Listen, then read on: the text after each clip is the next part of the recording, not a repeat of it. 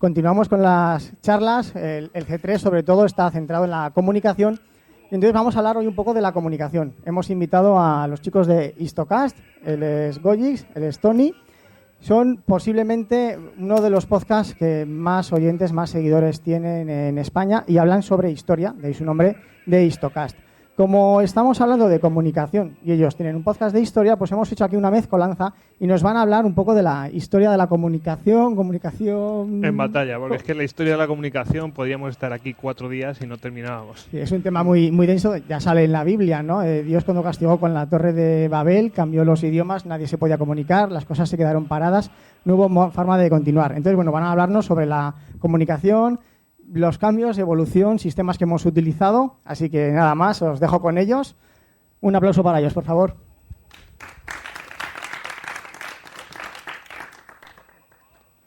Bueno, usualmente solemos presentarnos diciendo esto es Histocast, no es Esparta, pero casi. Pero bueno, como este es un formato corto, porque el formato largo lo tenemos de 3-4 horas,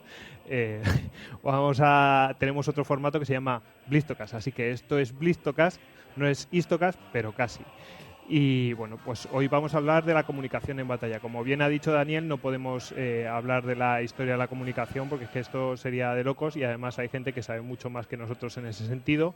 Así que simplemente vamos a dar una serie de pinceladas para que veáis algunas cosas curiosas y nosotros hemos sacado un montón de poco a poco, ¿verdad, Tony? Hemos ido rellenando una lista de cosas que se nos han ocurrido que de forma de comunicarse a lo largo de la historia y utilización de tipo militar y a vosotros se os ocurrirán muchísimas más y bueno, nos vamos a quedar cortos, pero bueno, lo bonito es que veáis algunas cosas que a lo mejor son obvias, pero se nos pasan desapercibidas. Bueno, pues para hablar, nosotros somos un podcast de historia militar y somos 9 componentes. Hoy, afortunadamente, estamos nosotros 2, que no es poco, porque tenemos una vida bastante ajetreadas. Y el es Tony, @LordSilencester en Twitter. ¿Qué tal, Tony? Hola, buenos días. Gracias, gente de Caesar Augusta, por recibirnos amistosamente y no como a las franceses de las tropas napoleónicas. Sí. Y bueno, yo soy Gojix, @Gojix_Salduero en Twitter. Nosotros estamos en todas las redes sociales, en las principales, en Twitter, en Facebook, en Google Plus y en Pinterest. Y tenemos que dar las gracias a Daniel, que nos ha invitado a este evento de las C3, de jornadas de creación de contenidos y comunicación. Y bueno, sin más, porque tenemos poco tiempo, vamos al tajo, ¿no? Al turrón. Al turrón, sí. Bueno, habíamos hecho una lista que queríamos mencionarlo todo, tal y cual. Bueno, al final nos vamos a centrar más en la última parte, que es la más moderna, pero no me he resistido bastante a descartar todo lo que habíamos puesto antes, así que en 5 minutos os voy a decir una serie de cosas que os van a parecer a lo mejor curiosas. Comunicación en batalla. En batalla, cuando digo en batalla, digo en guerra, en campaña, de tipo militar. Os parecerá muy obvio, pero las señales visuales de tipo señales de humo, por ejemplo, es una forma de comunicación muy importante. Rápidamente, ¡pum!, se mandaban, por ejemplo, los indios mandaban una comunicación o simplemente hacer un fuego a través de las atalayas. Las atalayas árabes que se mandaban rápidamente, mandaban un mensaje y ¡hala! Y mandaban la comunicación rápidamente a Córdoba y desde Zaragoza y montaban rápidamente un ejército para montar una campaña o hacer frente a un ejército cristiano, lo que sea. Banderas para identificar bandos, por supuesto, en el propio campo de batalla, estandartes, pendones, etcétera, un montón. Si quieres intervenir en cualquier momento. Ya te daré un pellizco. Por ello, sí. En el terreno naval, barcos, para identificar barcos hostiles o amigables. Parece una tontería, pero la bandera española viene de esto. O sea, la bandera española ya sabéis que era la cruz de San Andrés, después pasó a ser la borbónica, pero era blanca, ¿no? Y bueno, algunos todavía seguían manteniendo el aspa de San Andrés, que era roja, sobre fondo blanco. ¿Qué pasa? Que se confundía con la inglesa. Efectivamente. Eso es. Entonces, con la inglesa, pues claro, está ondeando la bandera, entonces de lejos pues no llegaban a distinguir si era es una cruz de San Jorge o es una espada de San Andrés. Entonces no logran distinguirlo. ¿Qué hicieron? Bueno, pues crearon una nueva bandera que no se pareciera a ninguna y bueno, así tenemos nuestra roja igualda de ahora. Aparte había el hecho que un barco, la obligación de mostrar su bandera real era cuando entraba en combate, cuando daba el primer disparo. Los que hayáis visto Master and Commander o hayáis leído la saga, veréis que muchas veces, pues por ejemplo, el barco inglés navega con bandera danesa para mirar de despistar a los buques enemigos y hasta que no va a pegar el primer disparo no alza la bandera naval. Exactamente. Bueno, pues para que veáis la importancia de la identificación. No deja de ser comunicación y a la hora de la verdad, a ver, ¿me acerco a ese barco o no me acerco? A lo mejor me está esperando el tío y me quiere zurrar. Además, tú ibas a comentar algo de las banderas piratas, ¿no? Bueno, sí, que como mensaje inequívoco, las banderas piratas. O sea, evidentemente la bandera era lo que negra... hacían precisamente, lo que acabas de comentar, que se acercaban con otra bandera y luego... Los que hayáis visto Black Sails, algún ejemplo se ha visto allá. A ver, más cosas. Mensajes a las escuadras. Si alguno es aficionado a la historia naval, bueno, pues conocerá de sobra la batalla de Trafalgar y Nelson, bueno, aparte de que se mandan mensajes de disposición y tal y cual, a ver, no el plan de batalla, pero sí que se mandan mensajes. Y es muy famoso el mensaje que a través de banderas, que tenían sus códigos, pues mandaron el mensaje del famoso de Nelson de Inglaterra espera que todo el mundo cumpla su deber. Eso, exactamente. Y, a ver, más cositas que tengo por aquí. Hay un caso parecido también en una batalla en 1866 entre una escuadra austríaca e italiana, que el capitán del barco, de la escuadra italiana, antes de empezar la batalla, cambió de nave. O sea, estaba en un buque A, en el Red Italia, y pasó a otro buque, la Fondatore, pero no lo comunicó a la escuadra. Con lo cual, todo el resto de buques iba esperando instrucciones del Red Italia. Pero claro, de allí no llegaba nada, y eso en gran parte contribuyó pues a la debacle italiana en la batalla de Lisa, que comentamos en un Blitzocast. Ya no me acuerdo cuál, pero... Bueno, un montón. Es que ya... Una jarta, como dirán en el sur. Exactamente. Tú además tenías aquí unos cuantos más casos. Sí, tenía dos ejemplos más en temas de mensajes. Uno de ellos es en la batalla de las Ardenas. Hay un momento crucial en que hay una ciudad, que es Bastogne, que hay allí dos divisiones de paracaidistas americanos. Y esa ciudad es muy importante, es donde cruzan la mayoría de carreteras de la zona. Está muy bien defendida, los alemanes intentan atacarla, y hay un momento pues que después de un ataque, como las tropas están allá sitiadas y así, envían a un oficial con bandera blanca a pedirles la rendición. Y allí está un general de paracaidistas llamado McAuliffe, que ante la petición alemana da una simple respuesta, que es nuts. Que vendría a ser nueces, pero bueno, en el caso americano se refiere concretamente a una parte de la anatomía masculina par. Sí, ya me lo imagino. En fin, ¿tenías otro más? El de... También teníamos la parte que, evidentemente, pues hasta prácticamente principios del siglo XX, la mayoría de ejércitos se movían quizá a vista de ojos, o sea, las distancias eran muy cortas y así. Claro, evidentemente, muchas veces para enviar las órdenes se enviaban varios jinetes a caballo o hasta muchas veces gente a pie. En el caso de la Primera Guerra Mundial se enviaba mucha gente a lo que llaman los corredores por las trincheras a repartir órdenes. Y parecería que sería un cargo anónimo y así. Pero hay un personaje pues, que ha pasado bastante importante a la historia, que desarrolló su carrera como mensajero en trincheras, que se llamaba Adolf Hitler. Teniendo en cuenta que la mortalidad entre los mensajeros acostumbraba a ser alta, se empleaban 4 mensajeros, porque normalmente se contaba que 3 no volverían y que 1 solo sobreviviría. Pues bueno, si los ratios se hubieran cumplido, quizá la historia sería muy diferente. Otra distinta, sí. Pues después hablaremos de unos mensajeros muy curiosos, ¿no? Y os acordaréis de Adolf Hitler. A ver, más cosas. Luces. Comunicación entre barcos. Lo habéis visto en 1000 películas, ¿no? Que se mandan así. Incluso, no me resisto a comentarlo porque es una de mis películas favoritas, La caza del Octubre Rojo, cuando tienen que mandar un mensaje y no pueden hacerlo por radio porque entonces le descubren. Era un submarino cuya oficialidad se quería rendir a los americanos y, claro, andaban los soviéticos por ahí a ver qué pasa.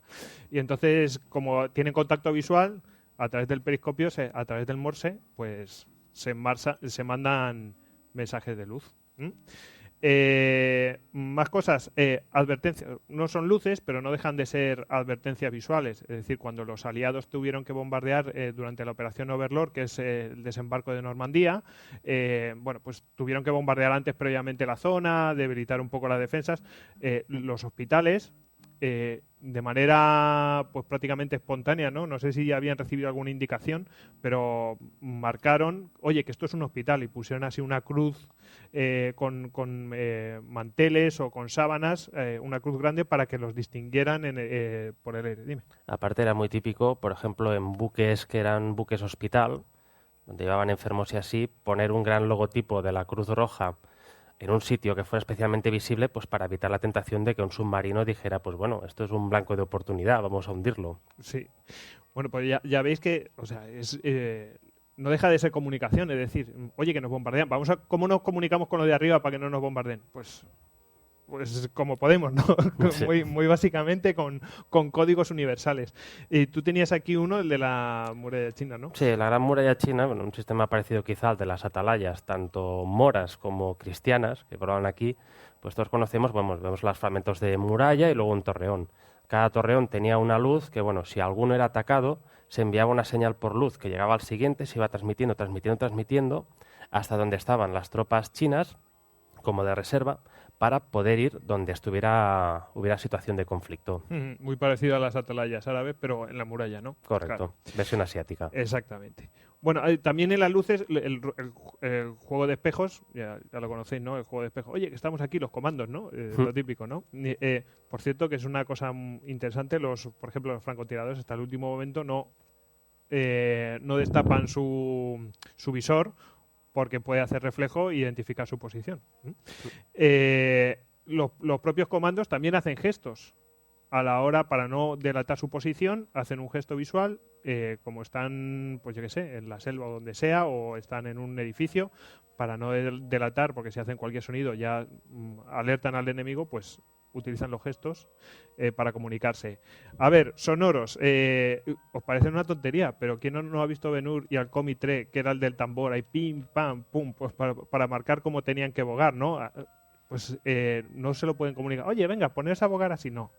Tenían un código sonoro, se lo informaban a todo, y al que no obedecía, pues ya le arreaban. Ya le incentivaban a latigazos. Exactamente. Regimientos, a la hora de avanzar en orden, os parecerá una tontería, pero la música militar es muy importante, ¿verdad?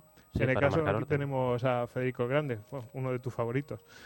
Pues La maniobrabilidad, o sea, cómo tenían que moverse y todo eso, pues era muy importante. De hecho, Federico el Grande lo mejoró y lo que hacía era pues barrer con ejércitos inferiores al resto de sus enemigos, y entre otras cosas, bueno, la música militar ahí era muy importante, ¿verdad? No, evidentemente para poder coordinar un cuerpo tan grande de gente, pues el sonido ayudaba bastante. Y en esto hay un caso, quería comentar, que es el de los espartanos. O sea, los espartanos era la inversa. Por ejemplo, si tú eras un hoplita ateniense o tebano, pues tu ejército iba coordinado con música, con tambores, para que tú fueras al paso, aunque siempre tenías el alfarero de al lado que iba con el paso equivocado, tal. Y en el caso de los espartanos, tú llegabas allí y veías un ejército sin ningún sonido, todos marchando a una. O sea, eso ya debía Era ser... terrorífico. Ya era como empezar el partido con un 2-0 en contra. Sí, bueno, yo voy a poner otro caso, que también marchaban en silencio, absoluto silencio. Eran los tercios españoles, marchaban siempre en silencio en batalla. O sea, nadie gritaba ni nada de esto. Y solamente cuando se lanzaban a la carga, gritaban cierra España o lo que sea, pero se consideraba dentro de los tercios españoles que gritar o vociferar era una demostración de falta de valor. Es decir, una persona que sabe que tiene seguridad, no tiene miedo al combate y eso, no tenía por qué gritar ni nada de eso. Y claro, los rivales, como pasaba con los rivales de los espartanos, pues les rompía los nervios a aquellos. Veían un ejército en silencio, venían a acercarse la muerte, ¿no? Una cosa Solo el bastante ruido heavy. de los pasos, el metal clingueando de las armaduras Sí, y sí. así. Pues, la verdad es que les debía impresionar. Una cosa bastante curiosa en la operación Overlord, que antes he mencionado en el día del desembarco de Normandía, antes, por supuesto, hicieron bombardeos, también lanzaron paracaidistas. ¿Qué pasa? Que los paracaidistas los lanzaron por la noche. para que no los mataran, básicamente, y supieran dónde están. Entonces, ¿qué pasa con que los lanzaran por la noche? Pues que ellos mismos no sabían dónde estaban. ¿Y cuál es el problema que tenía con eso? Pues que no, pues que se podían, como no sabían dónde estaban unos a otros, podían matarse incluso entre ellos. Entonces, para identificarse, crearon una especie de cositas de metal que le llamaron grillos y que imitaban el sonido de un grillo, y entonces cuando notaban que había alguien por alrededor, lo oían o lo que sea, hacían cric, cric, y entonces sabían que era de los suyos. Parece una tontería, pero eso hizo que se pudieran agrupar un montón de paracaidistas. No tenían por qué ser de su propio pelotón, sino se unían como podían y ya después iban a buscar sus objetivos. ¿Querías comentar algo de esto? No. Bueno, eso lo veréis en un montón de películas y series, en fin. Y ahora vamos un poco más a lo que queríamos hablar y ya llevamos 15 minutos. O sea, ya vamos por el ecuador del... Sí. A ver, la comunicación, digamos, postal, ¿no? Tenemos a Filipides. ¿Os acordáis de Filipides? ¿A alguno le suena? El del maratón, ¿no? Bueno, pues este señor es conocido por los 42 kilómetros que se hizo desde Maratón, que fue donde ganaron los atenienses, hasta Atenas. ¿Cuál era el problema? Pues que se habían embarcado los persas supervivientes, iban a rodear Ática y iban a aparecer en Atenas.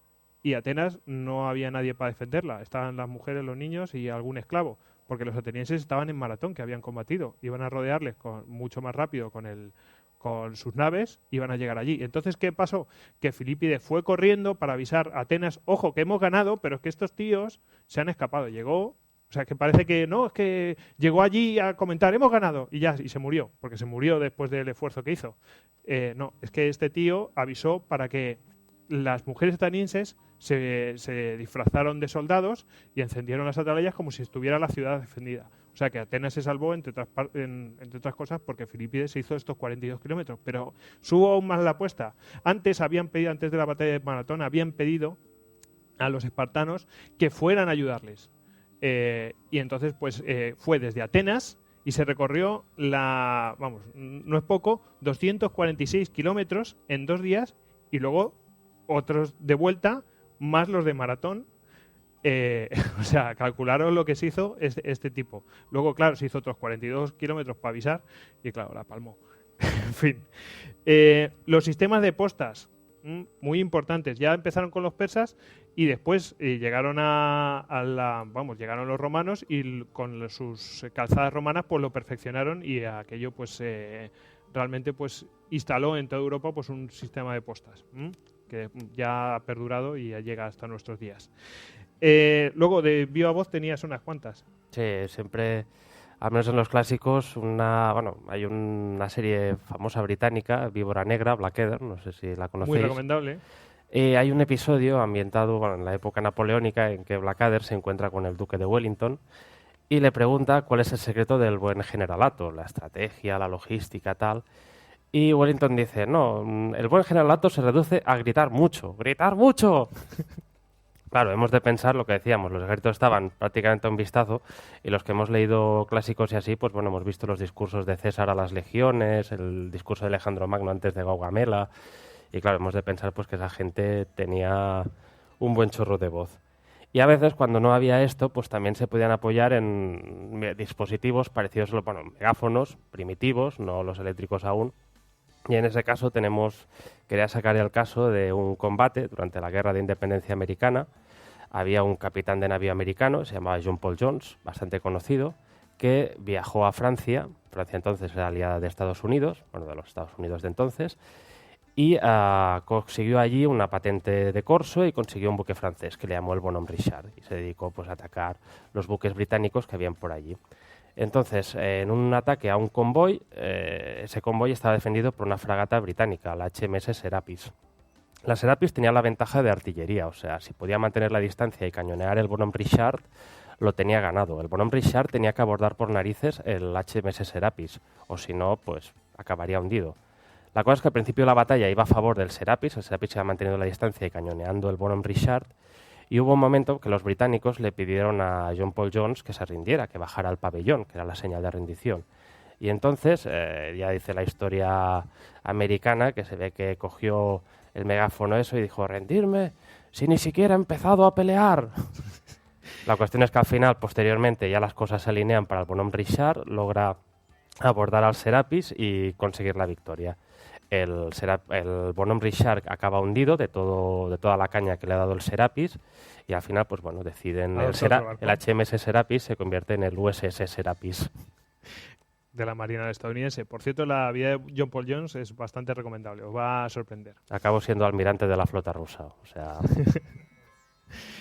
Bueno, el tema del telégrafo con hilo, sin hilo, en fin, ahí habéis visto hasta películas donde incluso ya se innova con códigos nuevos, en fin. Aquí has traído un par de ejemplos, ¿no? He traído un par de cosillas, o sea, en el telégrafo con hilo hay dos casos bastante curiosos y uno de ellos tiene que ver, está en la plena época del colonialismo, en 1893, que todos los países europeos, Estados Unidos y Japón miran de repartirse el mundo.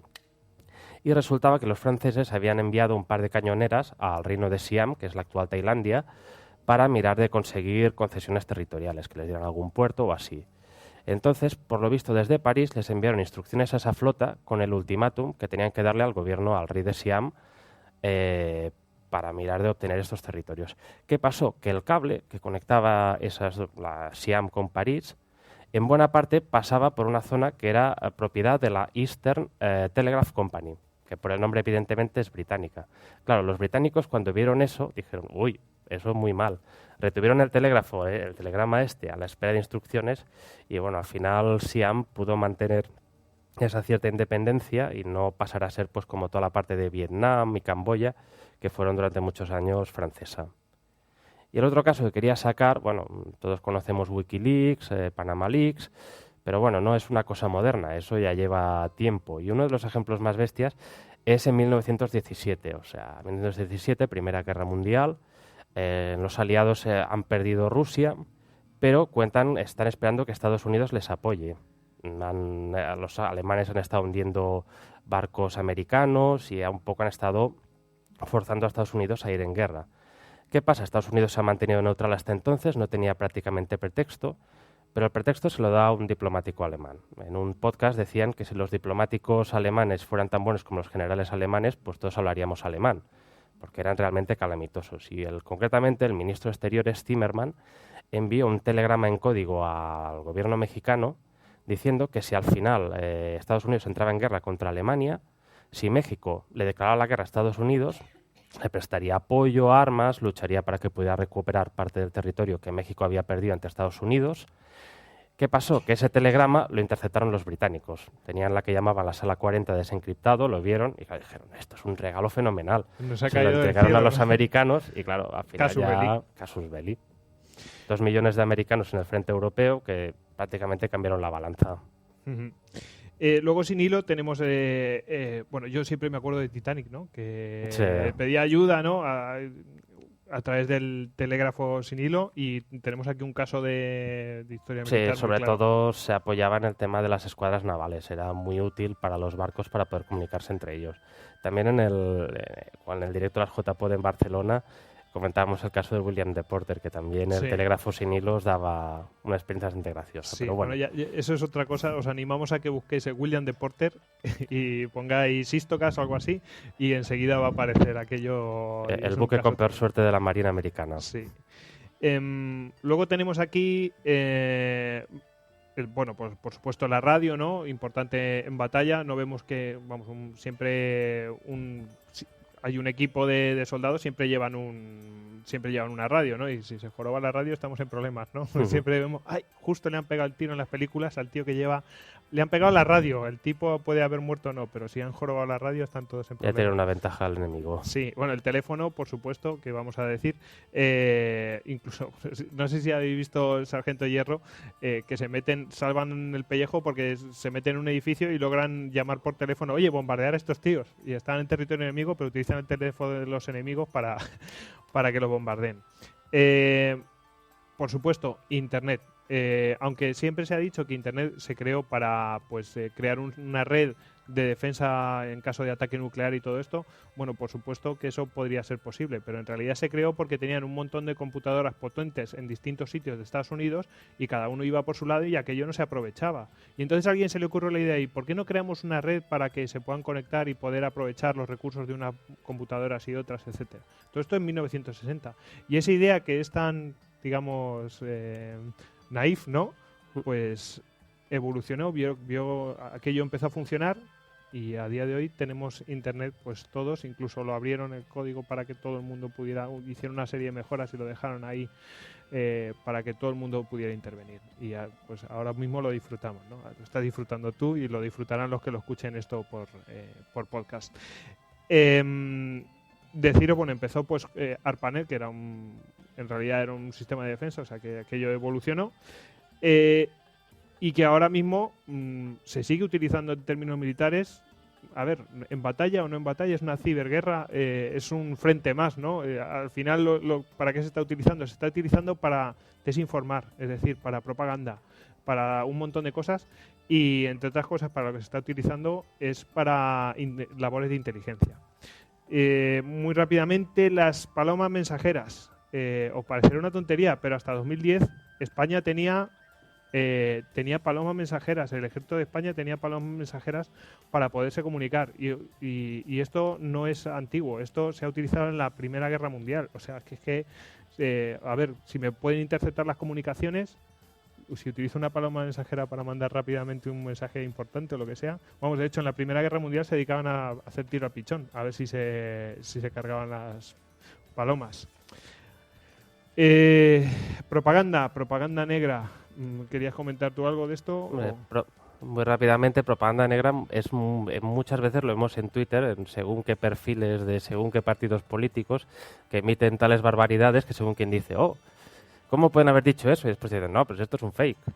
Y eso había un caso bastante curioso en la Segunda Guerra Mundial, se emitía desde Londres, pero se hacía ver que emitía desde Alemania, una radio se llamaba la Gustav Siegfried I, la GS1, por el código de radio alemán. Y era una radio que era en plan, somos nazis, pero somos más allá de lo nazi. O sea, somos la cosa más bestia. Hitler es un moderado, no tiene ni puta idea. O sea, era tan bestia. Y a unos puntos que había gente en Alemania que decía, bueno,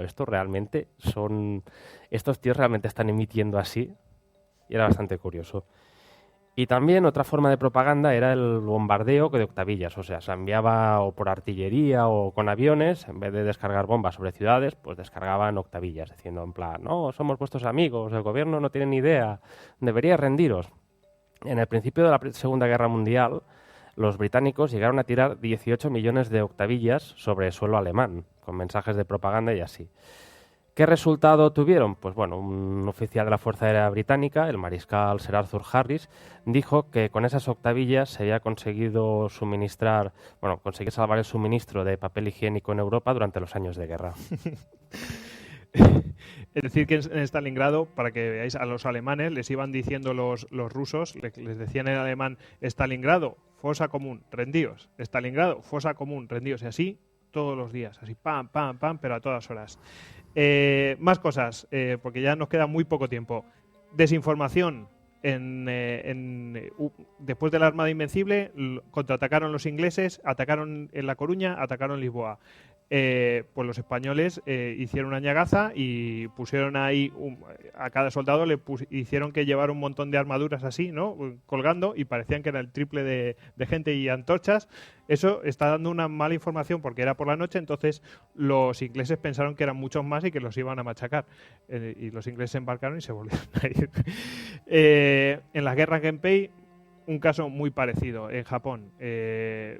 Digamos que en dos batallas, en la de Kurikara y en la de Fujigawa, pues ahí ocurrió más o menos lo mismo. Un montón de hogueras por la noche pues hacía ver que, ostras, que estos tíos son no sé cuántos. Y además si hay un monje que se deja capturar, que le hemos dicho que somos 200.000 en vez de ser 50.000 y lo capturan los otros y tal, pues eso va a ser más creíble. Pues eso pasó.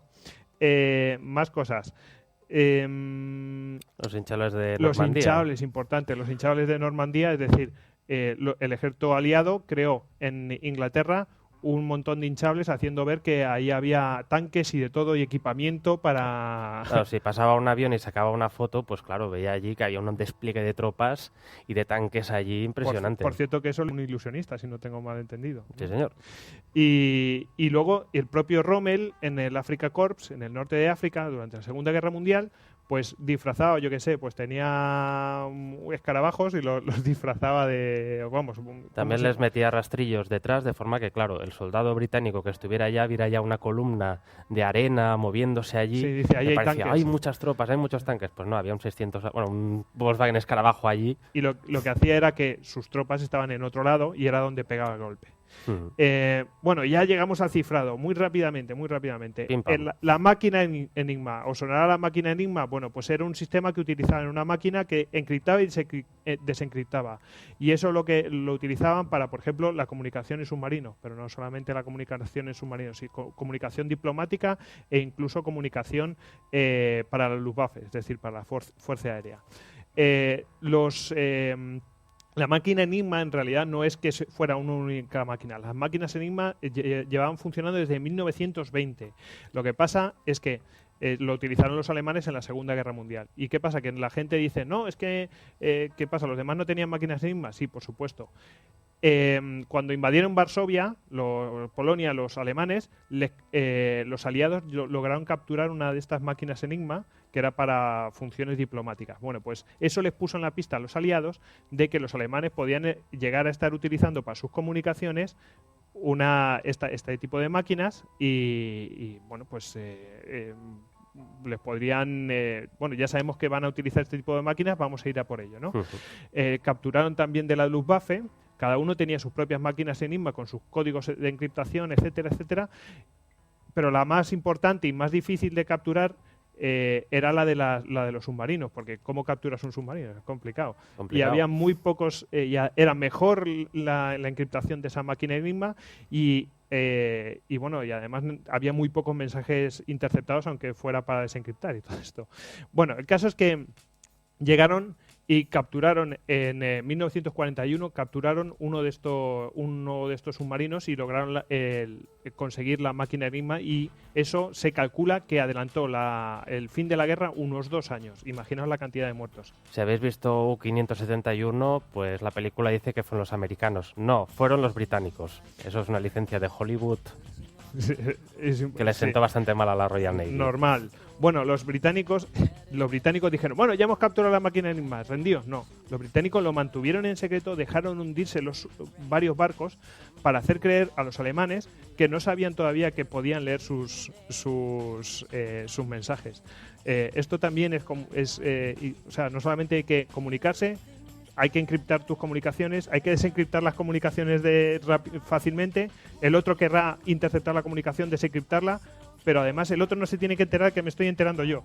O sea, es un juego y esto llegó a tal punto que regalaron, ya al final de la guerra tenían un montón de máquinas Enigma que habían capturado los alemanes y empezaron a vendérsela a otras naciones.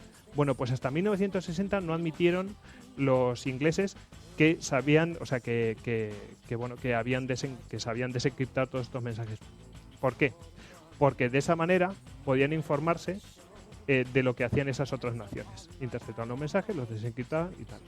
Bueno, y esto es un Wikileaks, pero de posguerra, ¿no? Imaginaos, es tremendo. O sea, que lo de Wikileaks no es de ahora. Si alguno tiene curiosidad, hay un museo en Holanda que se llama el Crypto Museum sobre eso. Luego podríamos hablar de la encriptación digital, pero yo creo que hay gente que sabe más y bueno, pues ya operadores navajos que lo utilizaban para... Sí, más que nada para poder enviar mensajes secretos en el frente del Pacífico, donde estaban luchando los americanos contra los japoneses. Se emplearon mensajeros de las diferentes tribus nativas americanas. O sea, son famosos los navajos, pero también había mensajeros cherokee, shawnee, y también, curiosamente, había una cierta colonia de vascos que en las primeras batallas en Guadalcanal y así sí que se emplearon algunos mensajeros en euskera. Pero posteriormente, a medida que se fueron ya acercando hacia Japón, como en Japón por lo visto había una comunidad bastante importante de monjes de origen vasco católicos que habían ido allá a evangelizar, decidieron prescindir ya del euskera. Y bueno, para que veáis la importancia de la comunicación, no me puedo resistir a hacer un homenaje a los traductores e intérpretes, Trujimanes, Truchimanes, Dragomanes, se le llama de todas estas maneras, y para que veáis su importancia, la Malinche, que fue fundamental para la conquista de México, porque pues además de ser traductora, tenía conocimientos, y bueno, pues ayudó mucho a Hernán Cortés para la conquista de México. Y ya está. Y esto ha terminado y lo único que quiero decir es que, bueno, pues esto ha sido muy rápido, pero bueno, que hay un congreso que se llama ISTICDEF en este año, 2016, el Congreso Internacional de Historia de Tecnologías de la Información y las Comunicaciones al servicio de la defensa, y se celebrará del 5 al 7 de septiembre en Burgos. Y bueno, pues nada, si quieren más información en isticdef.com. Y bueno, nos hemos pasado un poquito de tiempo, así que pedimos perdón, pero bueno. 5 minutillos. Ya está. Muchas gracias.